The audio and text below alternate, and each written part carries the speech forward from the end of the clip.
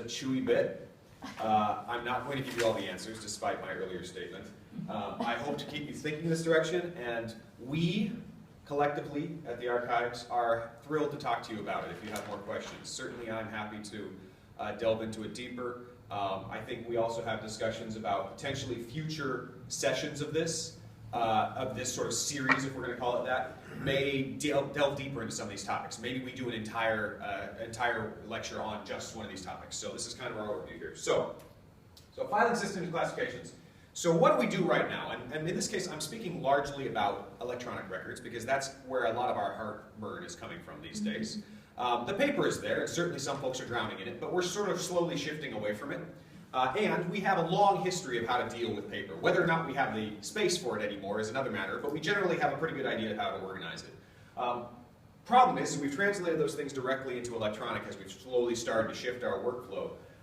And we're storing a lot of stuff, but we're not really managing any of it. It's just going in big piles. Forever piles here and there and all over the place, squirreled array in this bit, that bit. And it's creating a lot of hassles, as Stephanie sort of introduced at the beginning. We can't find our stuff, we can't organize our stuff, we can't get rid of our stuff. So, this is sort of a sample file structure. If we were to have gone back 10, 15 years and said, we're going to start maintaining things electronically in our shared drive. So, we have a shared partition, the E drive, let's call it.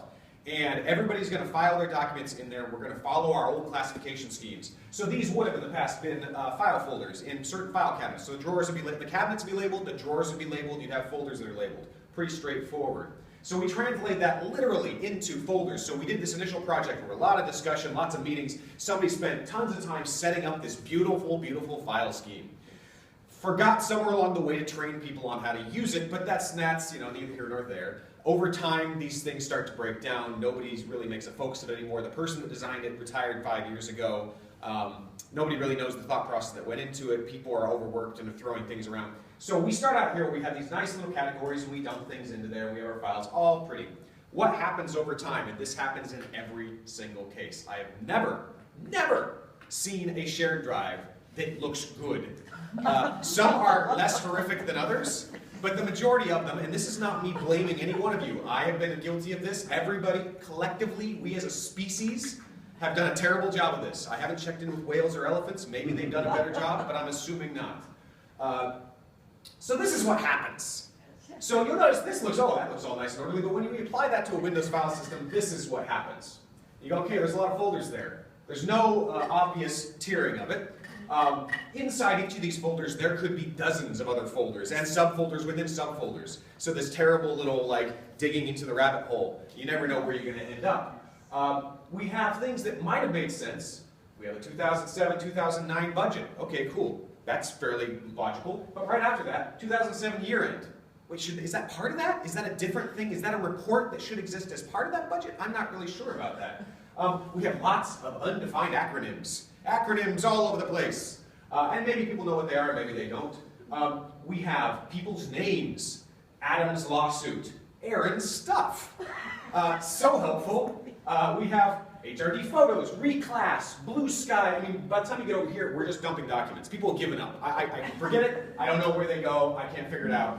As a previous boss of mine years ago used to say, just create a new folder. Made my head want to explode, but it was just kind of, that's the way you did it. So, I should hope the shortcomings of this, despite my histrionics, are fairly obvious. You can't find anything unless you know exactly where it is. Unless you're the person that put it there, or you have a really, really disciplined department, you're highly unlikely to be finding things efficiently in this. Especially because a Windows directory, you may have noticed, does simple keyword searching on the titles, and that's it. So you're not going to be able to do deep dives. You're not going to be able to search across content or with other fields. You can do a simple search and then sort them and browse till your eyes fall out. So, how do we get away from this? Well, first of all, we need to simplify. And this is sort of the trend we're seeing, as Stephanie was talking about, in the schedules. Every new version, we want to make them easier to execute. Back in the day when we all seemed to have, I don't know, there was a whole group of people that seemed to have nothing but time to create these lovingly crafted schedules with 30-paragraph descriptions and all these great things. Wonderful! But none of us have the time to do that anymore. Those people often don't exist. Their positions have been absorbed. They're now duties as assigned. So with all these things, we're aiming for functional simplicity, and that means fewer categories, the less things we make people to make decisions on, does that make sense? Sort of. The more likely they are to do it. So easier for them to find. If you have to choose between 12 categories, every single thing you touch, that's harder than if you have 4 categories. So there's always going to be some burden, but we can lessen it. We want to organize this by broad functional areas. There's still a reason why we would have an HR area, and an administration area, and a fiscal section, because those are functional areas that mean something. There is a reason. So we aren't throwing out the old classification scheme entirely. We're not saying, to the heck with it. So we do still want to use that, because that's useful for us.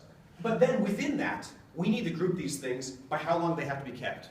Because otherwise, the only way to get rid of anything is to literally touch every single document, look at it, go, yes, no, 5 years, 7 year, permanent, 2 weeks. There's no time for it. And while sometimes for those of us that are a little OCD, it can be very satisfying to do a little cleanup project on a folder, if you parse out the amount of time you spend on that one folder and you realize, well, I'd have to work here for 5,324 more days to be able to pull that off. So we want to do this proactively. So we have group by retention requirements, so the folders are not forever piles. As a records manager, forever piles are the devil. They're awful, because people do that thinking it's the miscellaneous file. We'll throw them there because we don't know what else they go in. But what happens is that just grows. It becomes where everything goes. And suddenly we don't have to sort anything, but the reality is you now have all that. And you weren't required to have all of that. And some of it could have gotten rid of a long time ago. But now, remember from the access side of it, somebody asks for it, you have to produce it. You have to dig through it. You have to spend the time and money and potential embarrassment to produce that stuff. So this is a scenario we'd like to avoid. And this is probably, I should move this up the list because it's my single biggest one, records all go in the same areas, not personal drives. These are not your records, these are not Susie's records, Sally's records, Bob's records, they are the agency's records, the department's records. And the official copies should always reside within a shared area that is where they go. I'm not saying you have to block everybody from having any personal partitions where they can't have scratch files, working notes, drafts in progress. That's fine. I'm not policing that. However, it's very important that we know where our official copies are, so when somebody asks for them, we can produce the most definitive version. And this is a hard one, because people get very territorial about things. I've gone to places and they say, well, I really like my files. And getting past that conceptual leap, they never were your files. You take possession because you did all the work on it, but somebody else will inherit these, and let's do a service to them. Okay, so if we were to take that, and filter it through this, we end up with something that looks kind of like this. So inside our Human Resources Administration section, we have certain folders that actually make sense. So we're grouping things. So this blue sky is a client, it's something like that. It's some sort of company they work with, I'm not sure, it's a project. So it has all the same retention. It goes, it's a 10-year folder. Inside here we might have employee personnel records, and they have different categories of things. But they're broken down in a way where things can be purged. You can actually make decisions on these things. You can actually get rid of things in groups without looking at every single record. You treat them as a whole instead of separately. This is something we can actually do something with. I see people scribbling down furiously. We will make the slides available to you afterwards. Yeah. I think the value of slides is somewhat somewhat overblown. People are like, oh, can I get the slides? And I don't know, if I've looked at PowerPoints after the fact and I'm like, I'm not sure what this was. But we always want to make them available in case they're helpful. There's a copy on our website that's just kind of out there, but it's not, it's a little different. We tweak it like every day. So I can send this to everyone who attended.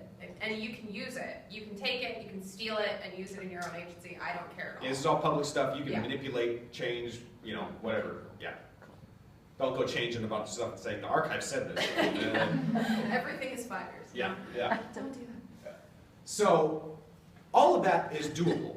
What I'm about to tell you, though, is the unfortunate truth is, it is nearly impossible to do this effectively manually. And that's not to be depressing, that's simply reality. We have tried. But what happens is, even through really diligent training programs and planning and modeling, that thing still turns into that monster over time. Because there's nothing in there that physically blocks people from doing what they aren't supposed to do. There's nothing in it that controls stuff, and people are still being asked to make decisions.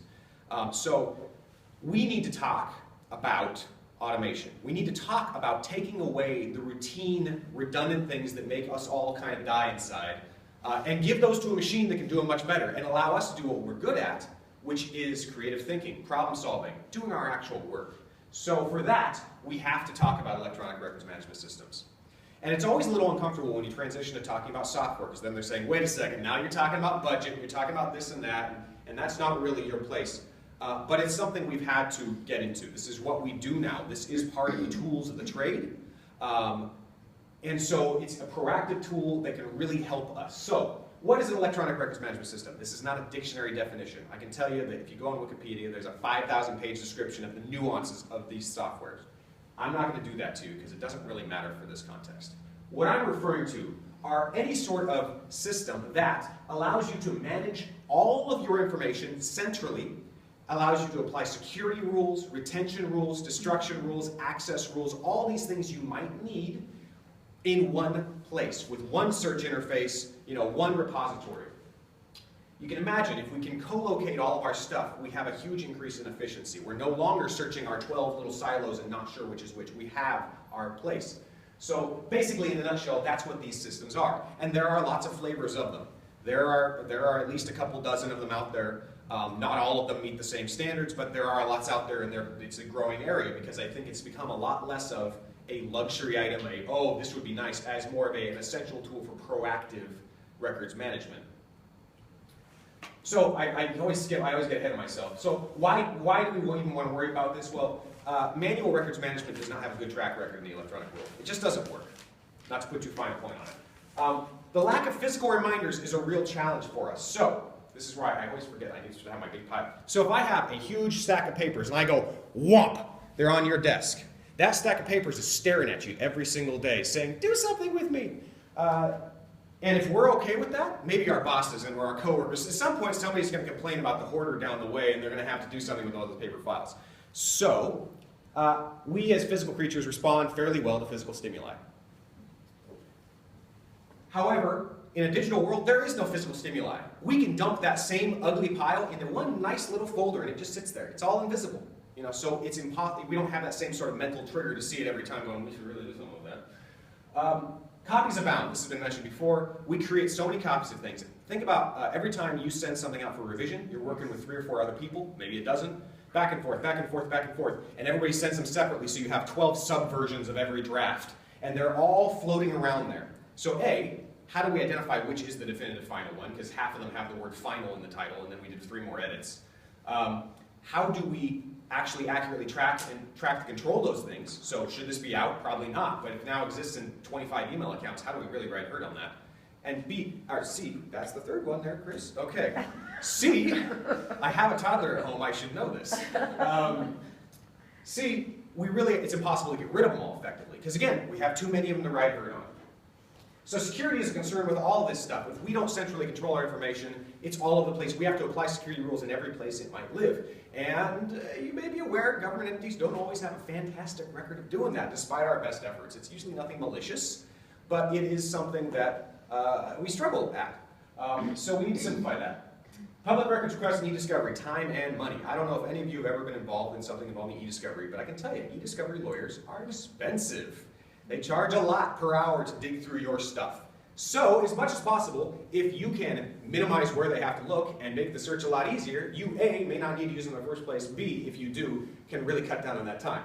For public records requests that we all may be tasked with doing, think about the time we'd rather be spending doing other things. So let's simplify this.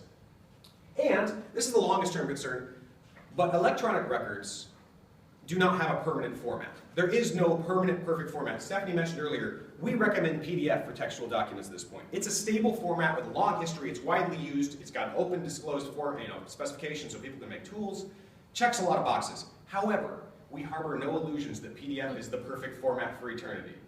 In 15 or 20 years, we may be recommending something entirely different, and we can't predict that. But what we do need to do is keep our eyes on the horizon. It's like driving on a long car trip. You can't see the whole 100 miles, but you can see a few hundred yards up the road, which is enough to adjust as you go along. We need to do something similar here. So, but manually tracking all your stuff is very difficult. So software like this can allow you to keep tabs on what you have. So when Microsoft, for example, says, we're withdrawing support for XYZ format, which comes out 2 years before they actually do it, and then they'll give all the government entities another 6 months because we've been slow. I've seen this in action. So When they do that announcement, we can quickly say, what do we have in that format? Okay, let's go ahead and plan for this and migrate that stuff to a new format. So it's achievable. It's no longer a panicky, 5 years after it's been withdrawn, uh-oh, what did we find here? We got a drawer full of zip disks. Now what? You say that, I think half my undergrad existed on a zip disk at one point. It's long dead. Okay, so other benefits that come out of this. So there's a lot of fringe benefits of implementing ERMSs, electronic records management systems, sorry, acronyms.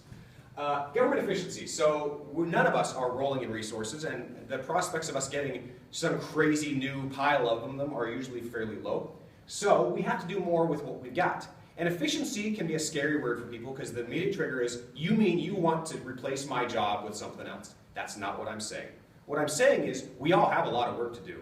And wouldn't it be nice if we could spend our time doing that work and actually accomplishing things rather than doing all the routine, mundane things. So we can manage our paper and electronic information together, because a system like this not only allows you to control all your electronic content, but you can put things in there to allow you to track your physical content too.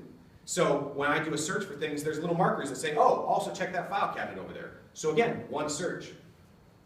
Huge improvement in response time. So I can retrieve hundreds of thousands of hits in my system within a minute or two, versus piling through all the different silos you might need to. I can add a lot of criteria. I can really drill down to what I need to find. So it's a lot faster. We can respond to public records requests like that. Happier public. Happier public means better funding sometimes, or at least better public image. All these things are something we are concerned about. We do our best, but if we can, to some extent, give people happy feelings about us, it is always to our benefit. Server space reduction. So, people say storage is cheap. Yeah, but for the amount of stuff we're storing, it's not when you start talking the bulk. And the management of that storage is not cheap. So you start blowing that up, and we're talking, you think every time an all-staff email goes out, if every single person saves every single copy of that, times the amount of people in your agency, times however many all-staff emails go out every year, think about the amount of space you could store if you had a definitive copy and could get rid of the rest. So we're talking 100-fold increases sometimes. So decreases, rather. So, and we can free up IT resources for more critical things. Not just keeping the lights on, so to speak, but actually looking ahead. Transparency and accountability. So again, I sort of mentioned some of this. For anything, for public accountability, making sure things are clear. We want stuff to easy to locate and find. We don't want to be hiding information. We want to consistently apply rules, because if you are asked a question to interpret something, and you give an answer based upon your experience, a colleague of yours with similar experience levels but maybe a different perspective might give a completely different answer. You put those two answers together, that looks weird to people who are asking the question.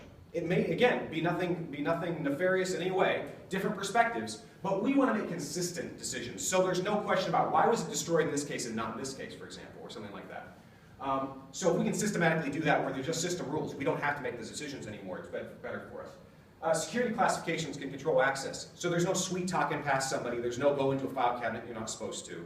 You don't get to. You don't have permission to access it. You don't even see this stuff. So that's important. Audit trails, this is a big one. There are no anonymous actions in these systems. In a well-implemented system, I will say, if it's set up correctly. System I administrate, administer, they're both acceptable. It tracks everything everybody does. So there is no way for anybody to pop in there and move something around or change a document without it knowing. So there will be a permanent log saying, Chris came in here on this day and manipulated this document. So that can be helpful for just accountability. It can be helpful for disciplinary things. We hope it doesn't come to that, but certainly it is something. And it's also just helpful when somebody questions whether or not you did something properly. You can pull the audit log and say, boom, it's got all sorts of checks. We can't change this thing. That's definitive proof. We kept that record for the amount of time or whatever. Yes? Am I understanding correctly that the way you would use this system is you only move documents that are the final official copy into it? So, and elsewhere you are working on things? Depending on the implementation. So I, for example, currently work with almost 50 client agencies of all different shapes and sizes. Some use it only for final form documents. They're doing just that. It's the simpler way to start with. Yes. But others, and many more coming into it, are using it for active document management as well, where basically they are, the second the thing is created, it's put in the system, all subsequent revisions happen within the system. And again, this then tracks all those changes. It's all doable within this. And the exact capabilities of every flavor of these sort of things may differ. But generally speaking, most of them can accomplish this. Okay. So yes, and there's different ways people do it. So it just depends on the implementation. Usually, people start with the simplest and then they gradually expand their use of it to, the goal is eventually, when it would replace a shared drive, it would replace that shared environment so it's completely controlled. And a lot of this is just systematic and routine management. So it becomes just a thing that happens. It's no longer extra work, that sort of thing.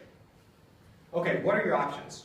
So here in the state, Stephanie mentioned earlier, there is a rule. So if you purchase an ERMS, if your agency entity goes to purchase an ERMS, an electronic records management system, it must comply with the DoD 5015.2-STD. You don't have to memorize all that standard. And as Stephanie mentioned, that speaks a lot about interoperability of data, because I think most people have experience now with legacy systems. Some of them were custom built for your agency. It seemed like it was going to be great 15 years ago.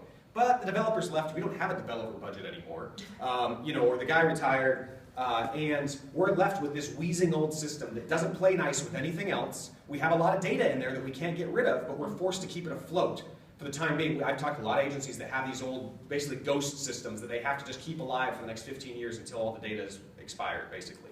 So we want to avoid that in the future. You want to be able to extract your data from a system and use it somewhere else. So that part of that standard is you have to be able to pull out your records in a usable format. They're not locked up.